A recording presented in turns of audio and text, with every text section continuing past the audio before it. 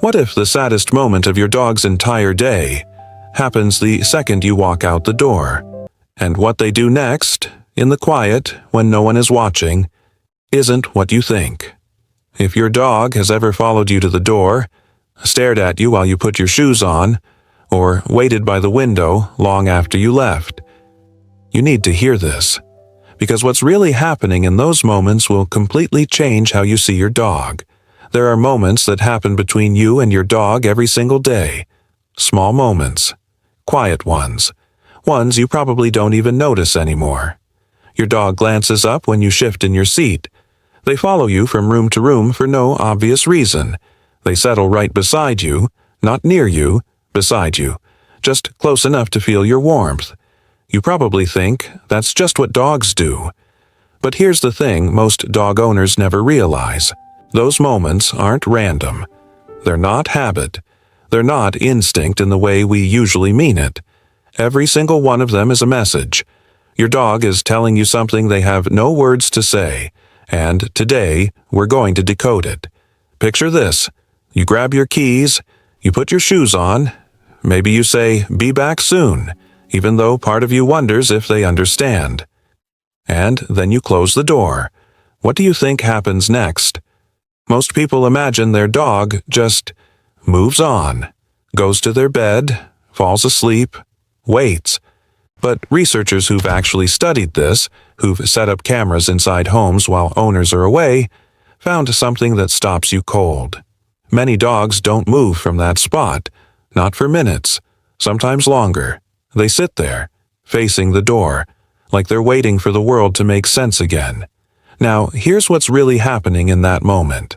Dogs live in what behaviorists call a present moment world. They don't have the concept of they'll be back at 6. They don't understand work, errands, appointments. All they understand is the person who is my whole world just disappeared, and the door is the last place they saw you. So they stay close to it, because in their mind, if you're going to come back, that's where you'll come from. Pause. Think about that for a second. Your dog isn't waiting by the door out of habit. They're waiting there because that door is their only connection to you. But this is only one piece of the story, because what your dog does while you're away reveals something even deeper. Have you ever come home to find your dog curled up in your chair, on your side of the bed, buried in your laundry, pressed against a pile of your clothes? A lot of owners think it's cute, a little funny, maybe slightly annoying, but here's what it actually means. Your dog's nose is somewhere between 10,000 and 100,000 times more sensitive than yours. Smell isn't just information to them. Smell is presence. Smell is safety. When your dog buries themselves in your scent while you're gone, they're not being silly. They're self-soothing. They're doing the dog equivalent of holding on to something that makes them feel like you're still there. Studies on attachment behavior, the same research used to study how human infants bond with caregivers, have found that dogs display nearly identical responses when separated from their primary person. They seek out scent. They wait near the last known location.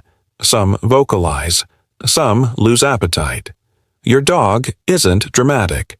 Your dog is attached. The same way a child holds a parent's jacket when they're scared, your dog holds on to your scent, because it's the closest thing to you they have. Beat. But here's where it gets even more interesting.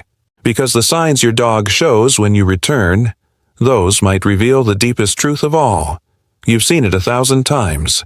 You open the door and your dog loses their mind, jumping, spinning, whimpering, licking every inch of your face. And most of us laugh. We say, "Okay, I missed you too."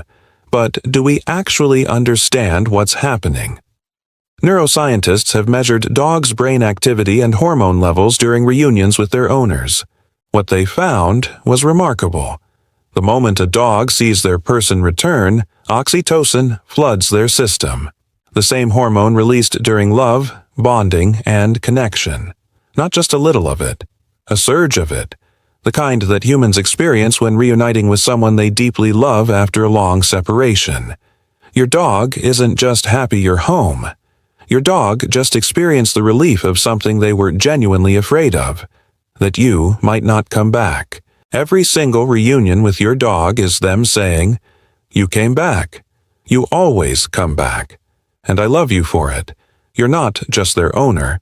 To your dog, in the truest neurological sense of the word, you are their safe place."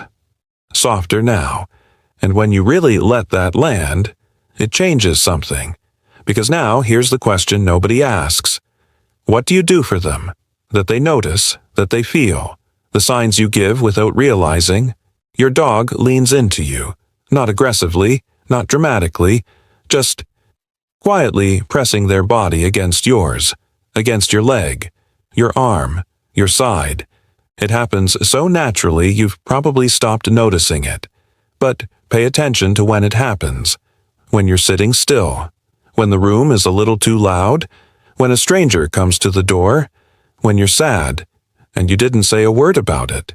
The lean isn't affection in the casual sense. It's something older and deeper than that.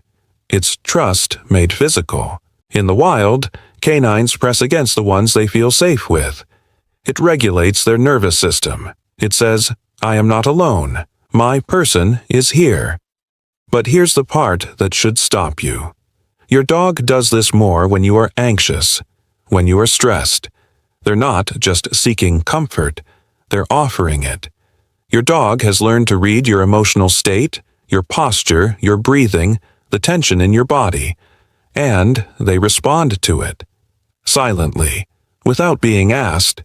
That lean isn't just them needing you, it's them trying to help you. Pause. Most owners never realize that. Let's slow down for a moment, because there's something I want you to really sit with. Your dog doesn't know what a mortgage is. They don't know about deadlines or difficult conversations or everything you're trying to carry. They don't know what Monday feels like. They don't understand why you sometimes come home tired and quiet and not quite yourself. All they know is that the person they love more than anything walked in, and something seems heavy. And without hesitation, without expectation, without needing anything in return, they come and they sit beside you. Not to fix it, not to ask questions, just to be there. Because somewhere in their ancient loyal heart, they understand that presence is the most powerful thing they can offer. Your dog doesn't know the word love, but they have spent every single day of their life living it. Long pause.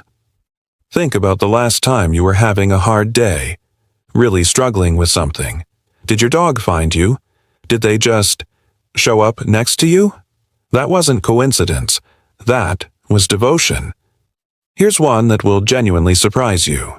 When your dog stares at you, that long, soft, unwavering gaze, something biological is happening. Research out of Japan found that when dogs and their owners make sustained eye contact, both experience a spike in oxytocin. Not just the dog, both of you. That gaze is a bonding mechanism. One so powerful it's been compared to the eye contact between a mother and newborn child. Your dog is looking at you the way humans have always looked at the people they love most.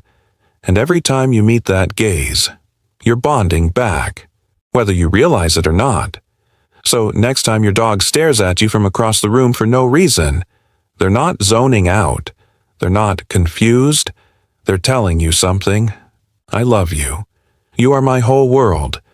I just wanted to look at you. The title of this video asked about the silent way your dog shows they love you. But here's the truth we've been building to the whole time. It was never really silent.